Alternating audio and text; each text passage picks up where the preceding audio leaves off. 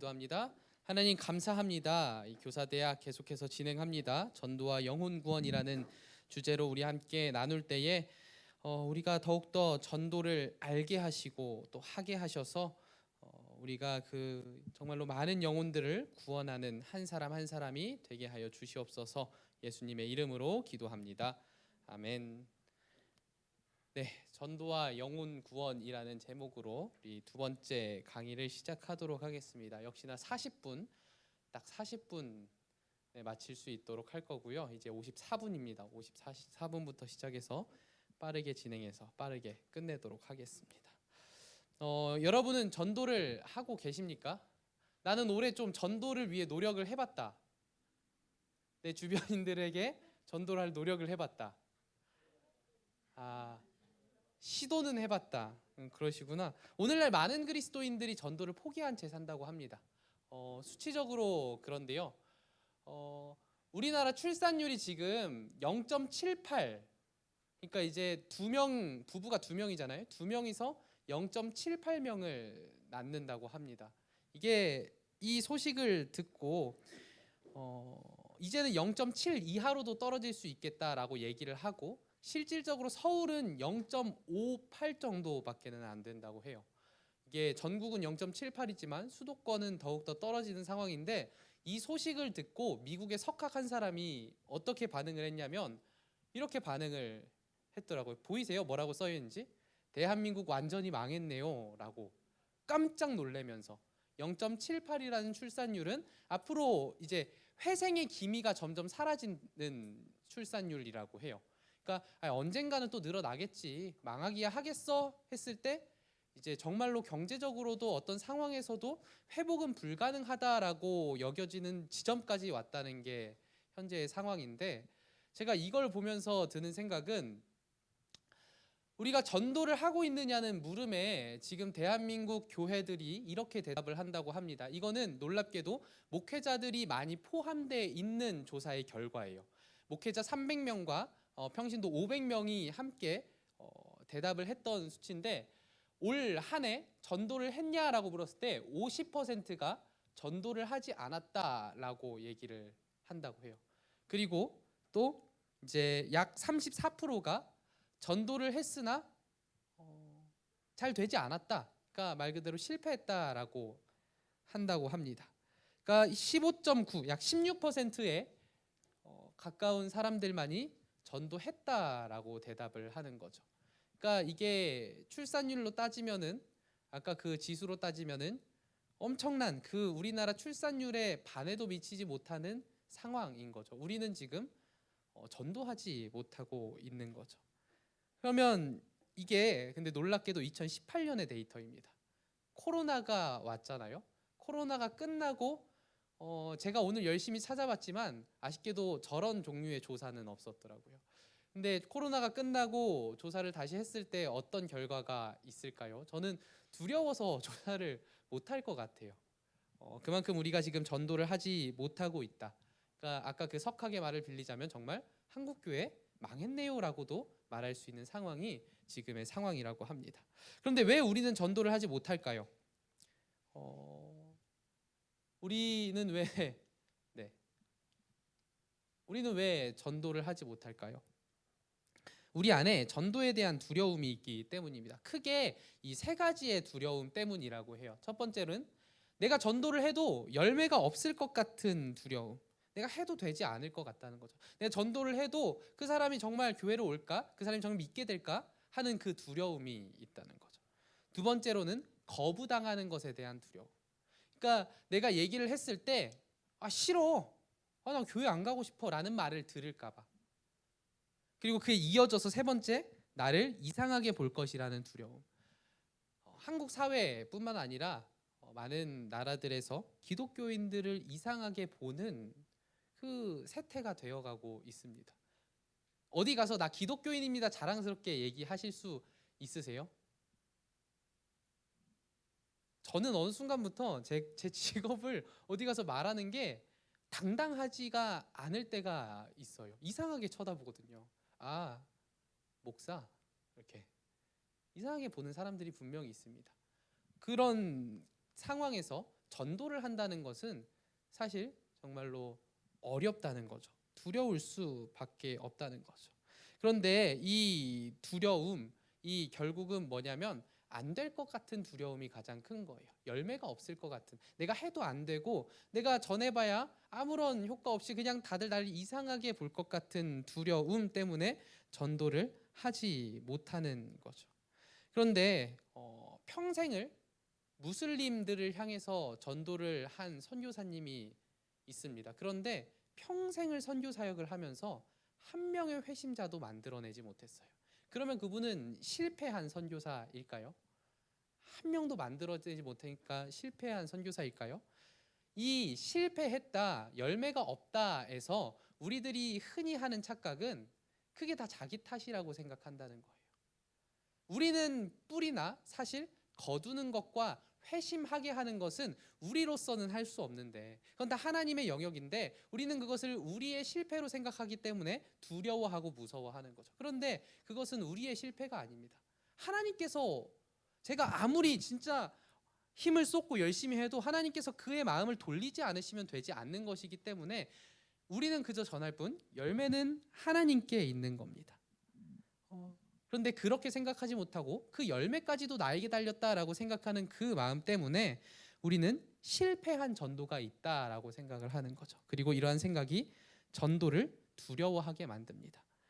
그러나 유명한 개혁주의 신학자인 제임스 패커라는 사람은 전도를 그런 성취의 관점에서만 보면 안 된다고 해요.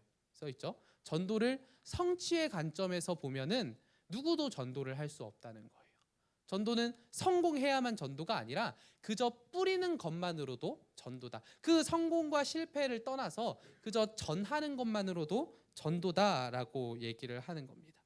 복음 전도의 목표는 그저 전하는 것이다. 회심은 하나님의 영역이고 회심은 전도에 포함되지 않는다라고 이야기를 하는 겁니다. 그러니까 인간은 그 성공 여부를 떠나서 자기의 영역에 최선을 다하라는 거죠. 너희는 뿌리는 영역에만 최선을 다하면 된다. 그 이유는 하나님이 하시는 거다. 그러니 전도에는 실패가 없다라고 얘기를 하는 겁니다. 그저 복음의 메시지를 충분히 충실히 전했다면 그것으로 복음 전도는 이루어진 것이다라고 이야기를 하는 거죠. 그러니 우리가 전도를 두려워할 필요 없다는 겁니다. 되지 않을까 봐, 내가 실패할까 봐 두려워할 필요가 없다는 거죠. 그런데 우리는 이러한 질문이 들 수 있을 것 같아요. 이러한 질문을 하는 분들을 좀 봤거든요. 목사님, 정말 우리가 다 전도를 해야 됩니까? 모두가 전도를 해야 됩니까? 교회 안에서도 노래 잘하는 사람은 찬양대를 하고 잘 가르치는 은사가 있는 사람은 교사를 하고 은사에 따라 하나님의 일을 따로 하는데 전도도 전도에 은사가 있는 사람이 하면 되지 않습니까? 이렇게 물어보는 경우가 한 번 있었어요. 저한테 그렇게 물어보는 경우가 한 번 있었는데 전도는 그러한 은사의 영역이 아닙니다. 물론 은사가 있으면 더 잘할 수는 있지만 우리가 흔히 생각하는 찬양대 봉사나 교사로서 헌신하는 것과는 다르다는 거죠. 나는 말씀을 읽는 은사가 없으니 나는 신앙생활을 하면서 말씀 읽지 않겠습니다. 하지 않잖아요. 나는 기도하는 은사가 없으니까 나는 신앙생활을 하면서 기도하지 않겠습니다라고 하지 않잖아요. 전도는 그러한 영역이라는 거죠. 당연히 그리스도인으로서 해야 되는 영역이라는 겁니다. 전도는 결코 은사의 영역이 아니라 우리 신앙생활의 가장 기초인 것입니다. 예수님께서는 제자들을 떠나서 하늘에 오르시면서 마지막으로 한마디를 하시죠. 마지막으로 제자들한테 너네가 반드시 이것만큼은 지켜줬으면 좋겠다라고 말씀하신 부분이 바로 마태복음 28장 19절로 20절의 말씀입니다. 우리가 너무나 잘 알고 외우는 말씀이죠. 우리가 지상명령이라고 말하는 말씀. 저는 신학을 하기 전에 이 지상명령에 대해 들을 때마다 예수님께서 땅 위에서 마지막으로 하셨기 때문에 지상명령인 줄 알았어요. 그런데 이 지상명령이, 전 진짜 그렇게 웃으시는 분들 계신데 전 그렇게 생각했어요. 그런데 이 지상명령이 가장 최상위의 명령, 이를 지자를 써서 가장 위에 있는 명령, 가장 중요한 명령이어서 지상 명령이래요. 그러니까 예수님께서 가장 중요하게 생각하신 그 명령이 너희는 가서 모든 민족을 제자로 삼으라는 그 말씀이었던 겁니다. 그래서 전도는 은사에 따라서 내가 하고 안 하고가 아니라 그리스도인이라면 응당 당연히 해야 되는 영역이라는 거죠. 내가 말씀을 보고 기도를 하는 것처럼 전도해야 된다는 겁니다. 예수님께서 그 정도로 명령을 하신 일이라는 거죠. 그런데 오늘날 우리가 말씀과 기도에 집중하자는 정말 멋진 어떤 신앙인으로서의 자세라고 생각하는데, 전도하자라고 하면 부담을 느끼거나 뭐 그렇게까지 해야 돼라고 생각하는 경우가 있는 것 같아요. 그런 게 아니라는 겁니다. 전도도 말씀과 기도만큼 우리에게 당연히 해야 되는 영역이라는 겁니다. 그래서 아까 얘기했던 그 신학자 제임스 패커는 이 복음 전도를 신약에서 이야기에 그 하는 바를 빌려서 딱 한 문장으로 정의를 합니다. 복음을 전하는 것. 신자가 하나님의 대변자가 되어 은혜의 메시지를 죄인들에게 전하는 것. 우리가 이것을 해야 한다는 겁니다. 그러면 이 전도를 해야 되는, 복음을 전해야 되는 사람으로서 우리는 어떤 자세를 지녀야 하는지를 한번 좀 보도록 하겠습니다. 전도를 하는 사람의 자세는 크게 세 가지가 있습니다. 첫 번째로는 그리스도의 대변자가 되어야 합니다. 가장 위대한 전도자로 꼽히는 바울은 자신이 하나님의 말씀을 맡은 청지기이며 그 말씀을 전해야 하는 사자, 그리고 하나님이 보내신 대사로 생각했습니다. 자기를. 그러니까 내가 지금 전하는 것은 나의 것이 아니라 하나님의 말씀을 맡은 자로서 전하는 것이며 하나님께서 나를 그곳에 파견했다라고 생각을 했던 거죠. 나는 내 말을 하는 게 아니라 하나님의 말을 대신 전한다라고 생각을 했던 겁니다. 그래서 바울은 복음을 전할 때 1.1핵도 자기의 생각을 넣지 않습니다. 그대로 하나님의 말씀을 전하는 거죠. 그러니까 하나님께서 창조하시고 선악과를 만드셔서 아담과 하와가 그걸 먹었는데 나는 하나님이 좀 잘못한 것 같아, 이러지 않았다는 거예요. 자기의 뜻과 생각이 아니라 그냥 그 하나님의 말씀 그대로를 맡은 자로서, 그러니까 정말 대변자로서 그대로 전했다는 겁니다. 우리 대변인들이 있잖아요. 뭐 정치하는 사람들 보면 그 청와대 대변인도 있는데, 청와대 대변인이 그 대통령이 하는 말을 평가하고 난 그렇게 생각 안 합니다라고 그 자리에서 얘기하면 절대로 안 되잖아요. 우리도 그래야 한다는 거죠. 대변인으로서 하나님의 말씀을 온전히 1.1에게 가감도 없이 전해야 된다는 겁니다. 전도자는 그렇게 하나님의 사자로서 전해야 되는 사람이라는 거죠. 두 번째로, 복음의 진리를 가르치는 자. 여기서 중요한 거는 가르치는 에 있습니다. 이 바울은 복음을 가르쳤습니다. 바울의 전도 방법은 가르침이었어요. 가르친다는 것은 사실 복음이라는 게 딱 들었을 때 바로 그렇구나 깨달아지지가 않거든요. 그러면 감사한 건데 그 복음에 대해서 잘 설명해 줘야 됩니다. 예수님이 어떤 분이신지, 하나님이 어떤 분이신지, 그 이해할 수 없는 사실을 단순한 원리로 나누고 또 요점을 분석해서 그 의미를 드러내서 그 듣는 사람이 이해할 때까지 계속해서 알려줘야 됩니다. 그냥 딱 처음 설명해서 듣게 되고 알게 되면은 너무나 좋겠지만 모를 수 있기 때문에 이해할 수 있도록 몇 번이고 가르쳐 줘야 되는 겁니다. 그래서 전도자는 그것을 가르칠 수 있는 사람이 되어야 된다고 얘기를 해요. 그 복음을 가르치는 교사가 되어야 합니다. 그 복음에 있어서는 정말 그것을 내가 잘 이해하고 그 이해한 것을 바탕으로 잘 가르칠 수 있는 교사가 되어야 된다고 하는 겁니다. 첫 번째가 대변자, 두 번째가 가르치는 자, 교사, 세 번째로는 세상에 파견된 영혼의 목자가 되어야 된다고 합니다. 목자가 뭘까요? 양을 기르는 자이잖아요. 양을 키우는 자. 양을 키우는 자가 양을 돌보지 않으면 그냥 네 멋대로 살아라, 꼴을 먹이지 않고 네 맘대로 살아라 하면은 잘 자랄 수 있을까요? 자랄 수가 없습니다. 바울은 복음 전도의 궁극적인 목적을 청중의 회심으로 보았어요. 청중이 그 듣는 사람들이 정말 그렇구나 하고 그 돌이키는 것, 하나님께로 돌이키는 것이 목적으로 삼았는데, 사실 앞에서 얘기한 대로 그것이 이 사람으로서 할 수 있는 것은 아니지만 그 회심할 때까지 사람으로서 그 한 영혼을 돌보는 일은 할 수 있습니다. 그 회심의 때까지 그에게 성심성의껏 그를 돌보고 그들과 함께하고 그의 친구가 되어주고 그런 일들은 할 수가 있잖아요. 이 역할을 해야 된다고 하는 겁니다. 한 영혼의 회심을 위해 목자와 같이 끊임없이 그 대상자를 돌봐야 하는 그 역할을 감당해야 된다는 거죠.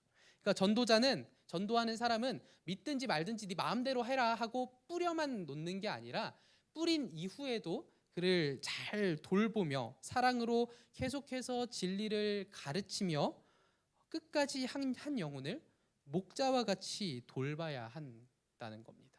이 전도하는 사람으로서는 이렇게 대변자로, 교사로, 이 목자로서 살아야 된다고 이야기를 하는 겁니다.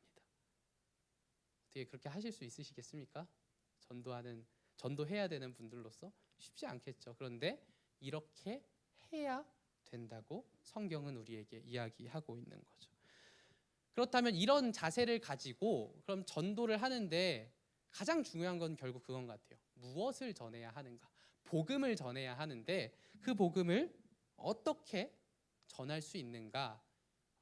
무엇을 전해야 우리가 복음을 전하는 것인가? 그러니까 그 컨텐츠가 무엇인가를 좀 보도록 하겠습니다. 무엇을 전해야 하는가? 첫 번째로는 하나님에 관한 메시지를 전해야 합니다. 복음은 하나님에 관한 메시지입니다. 하나님이 어떤 분이신지를 이야기해야 돼요. 전도할 때는 가장 먼저 하나님이 어떤 분이신지를 얘기해야 합니다. 하나님이 창조주이시며 우리는 피조물인 것을 이야기해야 하고, 인간은 그 창조주 하나님을 의지한 채로 살아야 된다는 것을, 또 좋을 때나 나쁠 때나 우리로서는 그 하나님의 다스림, 하나님의 손안에 있다는 것을 이야기를 해야 합니다. 그리고 우리가 하나님을 찬양하고 그분의 영광을 위해 사는 것이 우리 존재의 목적임을 이야기해야 되는 겁니다. 그래서 가장 먼저로 전도하실 때, 그 복음에 대해서 이야기하실 때는 그 순서가 먼저 하나님에 대해 이야기를 하세요. 창조주 하나님이 계시고 우리를 만드셨고 지금도 다스리시고 계시며 우리는 그분을 떠나서는 살 수 없다는 것을 이야기해 주셔야 됩니다. 두 번째로는 죄에 관해서 이야기를 하셔야겠죠. 그러니까 하나님께서 우리를 그렇게 만들어 주셨는데 우리가 하나님과 함께 할 수 없게 되었다. 우리의 죄에 대해서 이야기를 해 주셔야 됩니다. 우리가 죄를 지어서 더러워졌고 죄 가운데 빠져 아무 소망이 없는 상태가 되었으며 그로 인해 하나님의 진노 아래 놓이게 되었다는 것을 말씀해 주셔야 됩니다. 우리가 죄를 짓고 또 우리가 그렇게 죄를 지으면서 살 수밖에 없는 이유는 우리가 본질상 죄인이기 때문에, 그러니까 우리가 자범죄라고 불리는 그 죄를 짓는 이유는 본질상 우리 안에 원죄가 있기 때문에 그렇다는 것을, 그 죄에 대해서 잘 자세히 알려주셔야 되는 겁니다. 그리고 그 죄는 우리의 행위나 노력으로는 해결할 수 없다는 것, 우리의 행위도 노력도 우리를 바르게 교정할 수 없다는 것을, 오로지 하나님의 은혜로만 그것을 해결할 수 있다는 것을 알려주셔야 합니다. 그리고 세 번째로는 가장 중요한 그리스도에 대해서 전해야겠죠. 그렇게 우리가 죄가 있는데, 해결할 수 없는 그 죄가 있는 채로 살아가는데 예수 그리스도를 믿는 것으로 우리가 그 죄를 해결할 수 있음을 알려주셔야 됩니다. 예수님께서 이 땅에 오셔서 어떤 일을 하셨는지, 그렇게 인간의 몸으로 오신 하나님의 아들께서, 하나님 본체께서 그 죄를 우리 대신 지시고 죽으셨다가 부활하셨다는 그 사실을, 그리고 그것을 믿는 자에게는 구원이 임한다는 그 사실을 알려주셔야 되는 겁니다. 그렇게 예수님께서 구원자이심을 알려주시고 마지막에는 그 사실을 믿으라고 회개해야 된다고 촉구하셔야 됩니다. 지식적으로 아는 것으로는 그 믿음과 회개가 나타나지 않죠. 그러니까 안다고 회개가 일어나지는 않아요. 그 청년들은 모를 수도 있는데 도올이라고 아시죠? 도올이라는 그분이 전 정확히 스님인지 뭐 하는 분인지 잘 모르겠지만 그분이 뭐지 요한복음이었나를 강해하는 책을 하나 냈어요. 그 내용을 보는데 곧잘 해냈더라고요, 내용은. 근데 그분이 구원 받았을까요? 저는 그것에 대해서는 확답을 할 수 없습니다. 안다고 다 믿어지는 게 아니거든요. 그분이 믿어서 그것을 강해했을까요? 그렇지 않거든요. 그러니까 안다고 우리가 구원받을 수 있는 게 아니기 때문에 이것을 알려주고 그 사실에 대해서 잘 알려주고 마지막에는 믿음과 회개를 해야 된다고도 알려주시고 그것을 촉구해야 되는 거죠.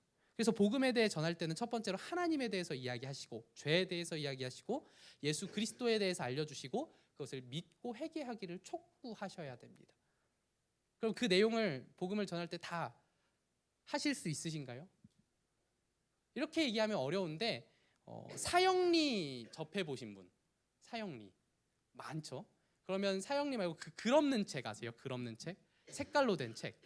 그래서 그걸로 브릿지 전도법 아시는 분, 이렇게 다리를 그려요. 절벽 2개 그리고 다리로 이렇게 예수님에 대해서 다 아시는 분도 지금 계시는데 그 전도법 하나하나가 지금 우리가 얘기한 그 4가지를 다 담고 있습니다. 너무 잘 담고 있어요. 그래서 그런 전도법 하나 딱 잘 알아두시면은 이렇게 전도하시는 데는 문제가 없을 겁니다.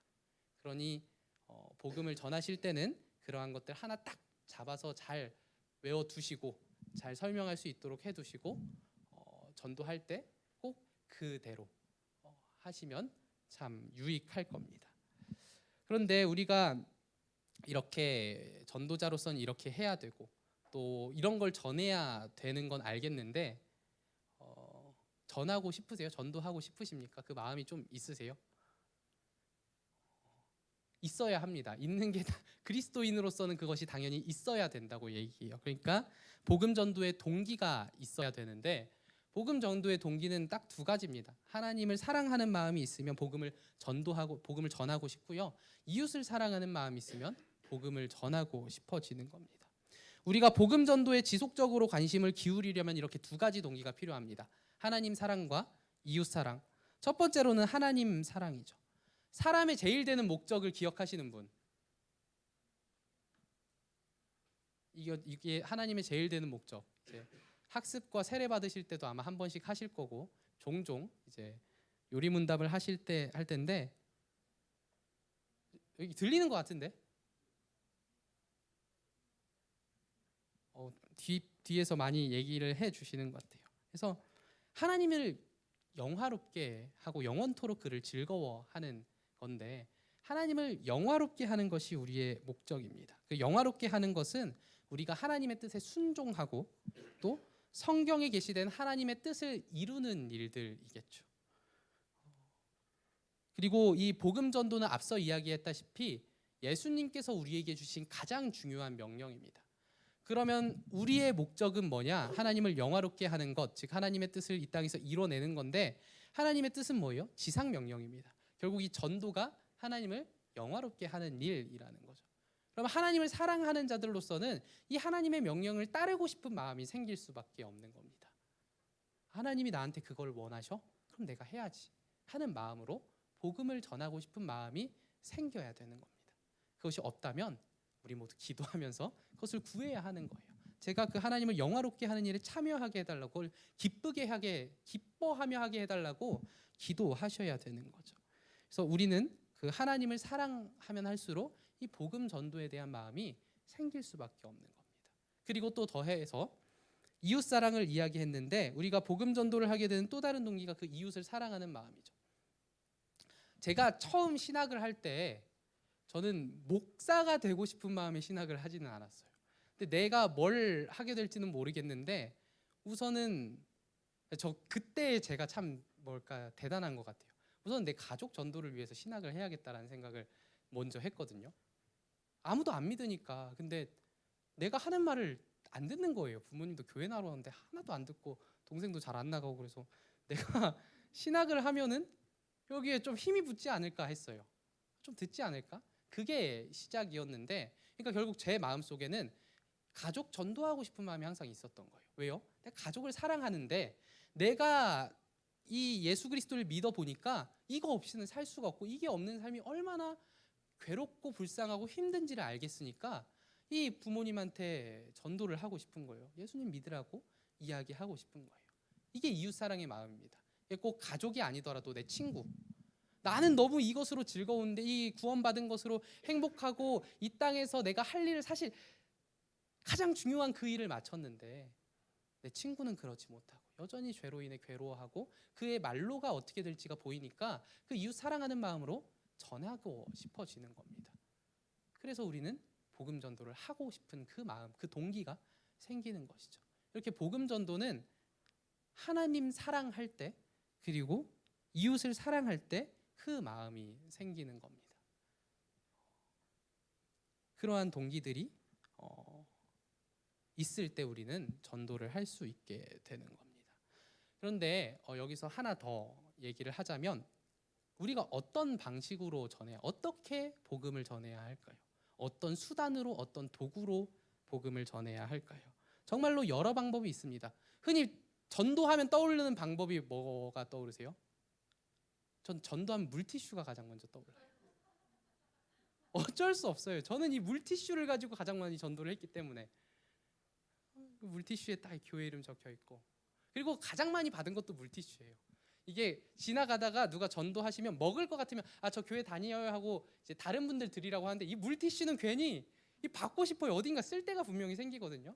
그러니까 노방전도라는 방법이 있잖아요.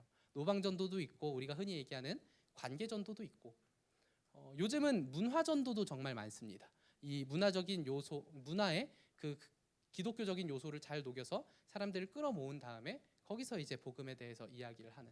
그래서 뮤지컬 중에도 요즘은 이 기독교적인 뮤지컬들이 참 많고, 여러 전도의 방법이 있죠. 그래서 요즘 또 한창 전도 방법으로 뜨는 건, 우리 교회 차에도 붙여 있잖아요. 연예인들 사진.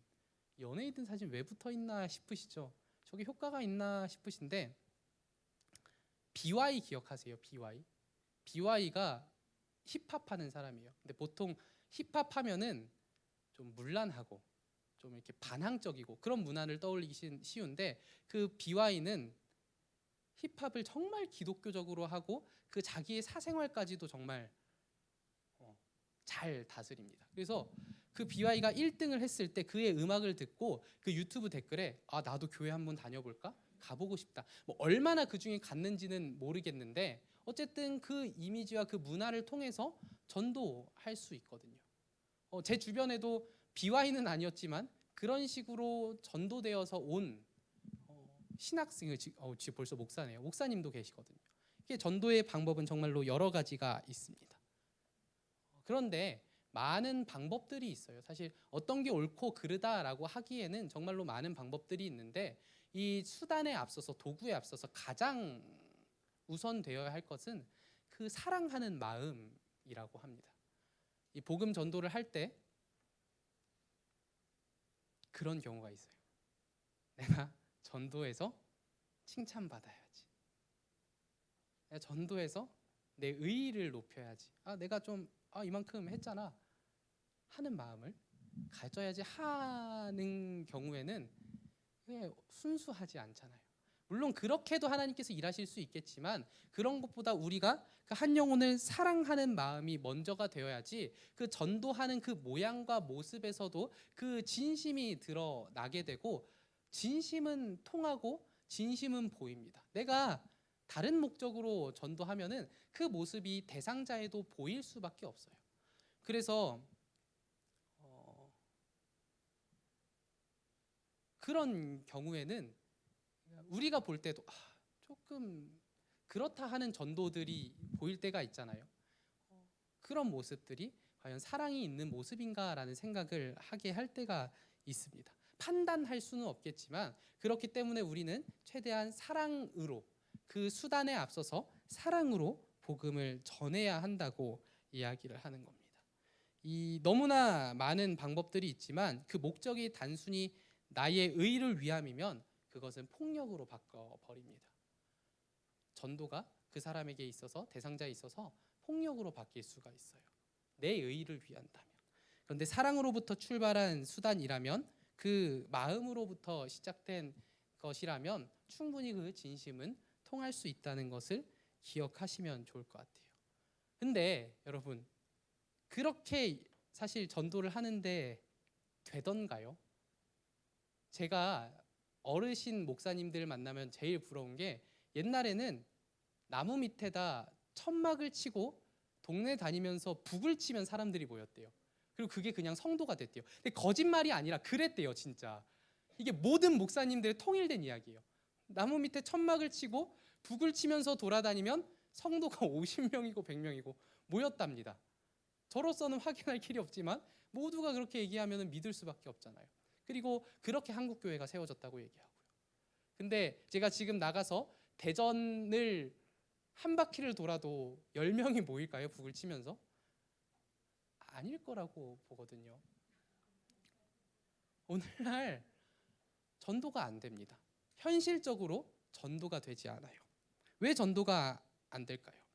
저랑 친한 전도사님 하나가 예전에 인터넷을 이렇게 하는데 기독교를 증오하는 사람을 한 명 만났습니다. 증오하는 사람. 그래서 그날 흔히 말하는 키보드 배틀이 붙은 거예요. 기독교를 변증한 거죠. 아니, 당신이 생각하는 기독교는 그럴 줄 모르지만 내가 알려줄 테니까 잘 들어봐라 하면서 막 기독교에 대한 변증을 시작한 겁니다. 그렇게 A4 용지 100장짜리 100장 정도의 대화가 오고 갔대요. 그 전도사님이, 근데 그 문제가 뭐냐면 그게 토요일에서 주일 넘어가는 그 밤이었던 거예요. 설교 준비를 하나도 못하고 강대상에 딱 올라가서 그냥 딱 처음에 그랬대요. 여러분 왜 여기 앉아 계세요? 라고 하면서 한 얘기가, 저는 어젯밤에 그분하고 A4 100장 정도의 대화를 나눴습니다. 그리고 그 전투는 제가 승리했습니다. 저는 기독교를 변증할 수 있었고 그분은 당신의 말이 맞는 것 같다라고 하면서 받아들였대요. 근데 그 사람이 복음에 순종하지는 않았대요. 그것을 믿지는 못하겠다. 당신은 말 이해가 되고 논리적인 것도 알겠지만 난 그건 믿지는 못하겠다라고 이야기를 했다고 해요. 그래서 거기 앉아 있는 성도님들한테, 여러분은 저는 그렇게 해서 승리까지 했는데 그 사람 못 믿겠다고 하는데 여러분은 그 자리에 어떻게 앉아 계십니까? 라고 하고 설교를 시작했다고 해요. 한 명 전도하는 것도 정말로 힘든 세상입니다. 왜 이렇게 전도가 힘들까요? 왜 이렇게 전도가 되지 않을까요? 세 가지인 것 같아요. 첫 번째로는 이 시대가 절대적인 사상은 없다라는 사상이 판칩니다. 이해가 되시나요? 절대적인 사상은 없다라는 사상이 주가 된 시대입니다. 그러니까 오늘날의 문화는 구원에 대해서 이렇게 얘기하죠. 우리에게 혹 구원이 필요하다면 그 구원이란 우리에게 구원이 필요하다는 생각으로부터의 구원일 것이다. 즉 이제 구원은 필요 없다는 거예요. 우리가 진정한 구원은 구원이 없다는 것을 아는 것이 우리에게는 구원이 될 거다라는 사상이 지배적인 시대가 됐다고요. 근데 우리는 어떻습니까? 구원이 있다는 그 절대적인 그 사상을 가지고 사는 사람들이고, 기독교는 그 구원, 절대적인 구원이 있다고 믿는 종교입니다. 그러니까 맞지가 않죠. 세상에 지배하는 사상이 기독교와는 너무나, 종교와는 너무나 멀어진 겁니다. 오늘날은 내세에 대한 생각, 신에 대한 생각 자체가 불필요한 것이 되어버렸습니다. 죄의식, 신에 대한 인식 자체가 없으며 사후 세계를 전혀 믿지 않는 사람들이 많은 이런 상황에서 우리가 복음을 전해야 되는 거죠. 그러니 너무나 어려운 겁니다. 또 그러던 중에 교회를 향한 불신이 너무 커졌습니다. 교회가 도덕적이고 윤리적이지 못한 모습을 너무 많이 보여줬고, 이는 교회에 대한 불신을 그러니까 더욱 증식시켰습니다. 교회를 향한 부정적인 인식이 극에 달하있기 때문에 전도하기가 너무 힘든 것 같아요. 이 전도하러 나가면 우선 우리를 너무나 부정적으로 보잖아요. 그것이 전도하기 너무 힘든 이유가 되어버렸습니다. 또 게다가 우리 교회는 물질적, 시간적 헌신을 요구합니다. 현대 사회는 정말로 바쁜 사회가 되었습니다. 할 것이 너무나 많고 해야 하는 것이 너무나 많아요. 그리스도인으로 살면서도 해야 될 것이 너무나 많아서 여기 이 자리에 오는 것도 부담이잖아요. 주일에 청년들 보면은 주일에 그 자리에 앉아 있는 것도 부담처럼 생각하는 청년들이 너무나 많아요. 실질적으로 부담도 되고요. 그 와중에 교회에 시간을 쏟는 것은 너무나 어려운 일입니다. 그리고 또 현대인에게 가장 소중한 것이 무엇이냐 물으면은 돈일 겁니다. 재물일 겁니다. 이 신의 자리에 많은 사람들이 그 하나님의 자리에 돈을 놓고 살아가잖아요. 현대 사회는. 그러한 모습을 보면 교회는 물질적인 헌신도 분명히 요구하는데 뭐 돈이 필요해서가 아니라 그 하나님의 자리에 하나님이 계셔야 하기 때문에, 돈이 아닌 하나님이 계셔야 하기 때문에 그 너가 그렇게 살아가는 돈을 하나님께 드리라고 명령하는 것이 교회인데, 이 가장 중요한 시간과 돈을 가져가는 교회는 현대인들에게 매력적이지 않은 거죠. 너무나 어려운 일이 돼버린 겁니다. 그러니 이 사회가 어떻게 되었냐? 기독교에서 벗어나는 탈기독교 사회가 돼버린 겁니다. 탈종교 사회라고 부르기도 하죠. 그러니 이제 전도가 너무나 어려워진 겁니다. 전도가 불가능한 시대가 되어버린 거죠. 그렇다면 그래도 우리는 아까 얘기한 것처럼 전도를 해야 되는데 어떻게 전도해야 하냐? 아무런 희망이 없는 듯 하지만 우리는 전도를 해야 됩니다. 얼마 전 소천하신 팀 켈러 목사님은 탈기독교 시대의 전도라는 책에서 복음 전도의 방법으로, 이제 예전에 우리가 그들을 끌어왔다면 우리가 그들한테 다가가서 손을 내밀어야 한다, 즉 접점을 만들어야 한다라고 이야기를 하셨습니다. 그래서 몇 가지, 그 책을 다 소개할 수는 없겠지만 그 접점 중에서 몇 가지만 소개하려고 합니다. 첫 번째로는 주목하게 해야 한다라고 해요. 예전부터 사실 전도는 대부분 목회자가 아닌 평신도가 했다고 해요. 한 80% 이상인 평신도들이 전도한 결과가 현재의 기독교라고 합니다. 즉 이는 곧 평범한 기독교인이 친인척이나 관계가 있는 사람에게 복음을 전하고 전도가 이루어졌다는 것을 뜻합니다. 그때 전도가 됐던 이유는 내가 아는 사람이 나에게 복음을 소개하고 내가 믿는 사람이 나에게 복음을 이야기해주기 때문에 그것을 듣고, 내가 신뢰하는 사람이 믿는 것이기 때문에 나도 그것을 한번 믿어볼까라고 생각했기 때문에 전도가 이루어졌다고 얘기를 하죠. 즉 주목할 만한 사람이 전할 때 그 관심이 없던 복음이 들리기 시작한다고 합니다. 그래서 주목하게 해야 되는 게 필요하대요. 그러니까 쉽게 말해서 관계 전도 중심이 되어야 된다고 하는 거예요. 예전처럼 노방 전도로는 쉽지 않은 시대가 되어버렸다. 그리고 그 관계 전도도 정말로 나를 신뢰할 만한 사람들한테 복음을 전할 때 효과가 있다라고 이야기를 합니다. 두 번째로 이거 넘기면 안 되는구나. 두 번째로 책임을 다해야 한다고 해요. 레리 허타도라는 분은 처음으로 기독교인이라 불렸던 사람들이라는 책에서 기독교는 박해받는 종교임에도 엄청난 사회적 책임을 다했기에 점점 더 많은 사람들이 기독교 신앙을 갖게 되었다고 이야기를 하면서 초대교회를 소개를 합니다. 초대교회는 가난한 자와 소외된 자들을 돌보았고 되갚지 않고 용서했으며 당시에 문란했던 성윤리를 근본적으로 바꾸었다고 해요. 초대교회는 그 로마 시대의 그 많은 것들을 바꾸려고 노력했고, 그러한 모습들이, 그렇게 사회적 책임을 다하는 모습들이 로마인들에게 불편하면서도 동시에 매력적이었다고 합니다. 즉 성경에 충실한 이러한 모습이 그들에게 매력을 느끼게 한 거죠. 저들은 다르네, 저들은 뭔가 다르네라는 것을 보여주고 사람들이 그것을 보고 나도 궁금해지는데 라고 생각하도록 만들었던 거죠. 그래서 많은 사람들이 다가오게 되었고 초대교회의 부흥은 거기로부터 시작되었다고 얘기를 합니다. 우리도 그러한 모습이 필요하다는 겁니다. 우리의 책임을 다하고 우리가 성경 그 진리로 살아가는 모습을 보여줄 때 누군가 너무 고지식해라고 말하는 사람들도 있겠지만 분명히 그것에 매력을 느끼고 이 교회로, 성경으로 돌아오는 사람들도 있을 거라는 거죠. 그런 모습을 우리가 보여줘야 된다고 얘기를 합니다. 세 번째, 빛과 소금으로 살기. 앞서서 이야기한 두 요소와 비슷한 맥락이기도 하지만 공적인 영역에 바로 서 있는 그리스도인이 또 큰 영향을 미친다고 해요. 아까 얘기한 BY의 예가 그러한입니다. 공적인 영역에서 잘 서 있는 그리스도인은 많은 사람들을 전도해낼 수 있는 영향력을 가집니다. 제가 흔히 하는 비유가 있는데 한 식당, 망해가는 식당에 코스 요리를 하는 집이었대요. 근데 거기에 이제 너무 장사가 안 돼서 한 컨설팅을 하려고 그 사람을 불렀는데 거긴 원래 A 코스랑 B 코스가 B 코스가 2만 원이면 A 코스가 한 5만 원 되는 식당이었다고 해요. 그런데 사람들이 와서 뭐만 먹는 거예요? B 코스만 먹는 거죠. 싸니까. 근데 이 컨설팅 하는 사람이 새로운 C 코스를 만들어서 한 15만 원쯤 해놓으라고 하는 거예요. 그리고 재료도 많이 들이지 말래요. 근데 그것을 만들어 놓 바뀐 건 하나도 없습니다. 근데 그것을 만들어 놓고 사실 재료도 얼마 만들어 놓는 그 존재만으로 사람들이 5만 원짜리 코스를 선택하기 시작했다는 거예요.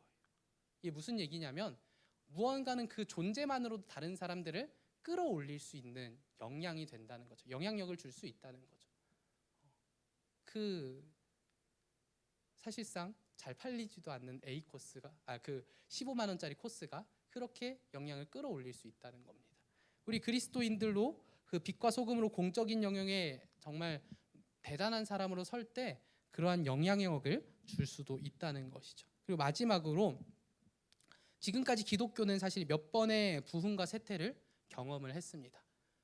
기독교의 역사를 봐도 부흥과 쇠퇴가 여러 번 있었고 사실 서방교회는 20세기 이후로는 성장이 거의 없다고 본대요. 근데 20세기 이후로 오히려 동아시아, 그러니까 우리나라가 가장 극적인 성장을 보였고 지금도 동남아시아는 계속해서 성장을 보이고 있다고 하면서 계속해서 성장하고 이게 추락하는 가운데 언제 성장을 했느냐라고 조사를 해보고 연구를 해보면 결국 복음의 은혜가 있을 때 성장을 한다고 합니다. 우리나라도 평양 대부흥 운동을 기점으로 쭉 성장을 해왔는데 그때 그 복음과 회심의 역사가 성장을 이뤄냈고 어느 나라 어느 곳을 가든 그 회심의 역사가 있을 때 성장을 했다고 해요. 그래서 결국은 우리가 복음에 잘 사로잡혀서 복음대로 살아갈 때 부흥이 있고 성장이 있다고 이야기를 하더라고요. 그러니 우리가 먼저 복음에 빠져서 흠뻑 빠져서 그 복음대로 사는 때 그 복음을 전할 수 있고 교회가 성장할 수 있다고 이야기를 하는 겁니다. 그래서 결국에는 복음이라는 거죠. 시간이 많이 늦었는데 마지막으로 하나만 하고 마치도록 하겠습니다. 그렇다면 우리가 어쨌든 교사들로서 주일학교 아이들을 전도를 해야 될 텐데 어떻게 주일학교 아이들을 전도해야 되냐? 가장 요즘 우리가 놓치고 있는 것은 교회 온 아이들이 복음을 몰라요. 이게 우리 탓하는 게 아니라 원래 그렇대요. 교회 온 아이들이 이 아이들이 회심했다라고 생각하시면 안 된대요. 이 아이들이 가장 먼저 복음을 들어야 된다는 거죠. 회심할 나이가 안 됐기도 하고 그러니까 회심이라는 게 본인의 고백이 있어야 되는데 그것을 충분히 끌어낼 나이가 안 됐기도 하고 또 우리가 놓칠 수도 있는 것도 사실인 것 같아요. 교회 안에 들어왔으니까 얘는 믿는 아이겠지. 근데 생각보다 그 회심하지 못한 친구들이 많기 때문에 교사들은 언제나 계속해서 복음에 대해서 이야기하고 회심할 수 있도록 제시해야 된다는 겁니다. 그래서 우리 선생님들께서 가장 먼저는 아까 얘기했던 그 복음의 컨텐츠들 있잖아요. 그걸 통해서 계속해서 복음을 들려주시기를 바래요. 회심할 때까지, 알 수 있을 때까지 그런 것들이 필요합니다. 우리 교사분들이 우리 남부교회 모든 아이들이 회심할 때까지 복음을 전하시는 분들이 되면 좋겠습니다. 두 번째로는 짧게 얘기를 할게요. 아이들이 스스로 전도를 할 수 있으면 좋겠는데 언제 아이들이 전도를 하냐, 언제 아이들이 데려오냐 했을 때 스스로 복음에 다 무장되어서 내가 복음 전도를 해야지. 하나님의 영광, 하나님 영화 말 꼬이네요. 끝날 때 되니까 영화롭게 하는 사람이 되어야지. 예, 많지 않대요. 근데 언제 친구들을 데려오냐? 우리 교회가 매력 있을 때, 내 선생님이 좋을 때, 교회가 재밌을 때, 그때. 그러니까 우리가 복음이 좋으면 전도할 수 있다고 했잖아요. 이웃 사랑으로. 그 이웃 사랑의 감정이 나타날 때 데려온대요. 물론 그것이 재미로 좋음으로 인해 데려오는 거겠지만 그때부터 복음을 전하는 건 우리 선생님들이 하면 되잖아요. 끌어오면 선생님들이 복음을 전하면 되잖아요. 그래서 우리로서는 무엇을 해야 되냐? 매력 있는 교회를 만들어야 됩니다. 각 부서에서 우리 부서를 매력 있게 만드시는 우리 선생님들, 우리 교역자분들, 선생님들이 되시기를 바라겠습니다. 마치도록 하겠습니다. 우리가 전도의 열매가 없다고 두려워하지 마시고요. 전도는 은사의 영역이 아니라 당연히 응당해야 된다는 영역임을 생각하시면서 전도하시고, 전하는 것을 멈추지 마시고 계속해서 전도하셨으면 좋겠습니다. 우리 그렇게 전도하는 우리 남부교회가 되기를 바라겠습니다. 우리 마치겠습니다. 하나님 감사합니다. 우리들 이 시간 이 전도가 무엇인지에 대해서 나누었습니다. 하나님 또한 우리가 이 교사대학 첫째 날 오픈 강의를 잘 마치고 또 둘째 날에 이렇게 잘 강의를 들었습니다. 하나님, 헌신하는 교사들 위해 복의 복을 더하여 주옵시고 배운 것을 지켜 행하며 우리 주일학교를 정말 세워가는 교사들이 되게 하여 주시옵소서. 한 교사가 헌신할 때 정말로 많은 아이들이 변화되고 주님을 만날 줄로 믿습니다. 여기 있는 모든 선생님들을 통하여서 또 우리 유튜브로 함께하고 있는 우리 선생님들을 통하여서 우리 남부교회가 변화되고 주일학교가 성장하게 하여 주시옵소서. 예수님의 이름으로 기도합니다. 아멘.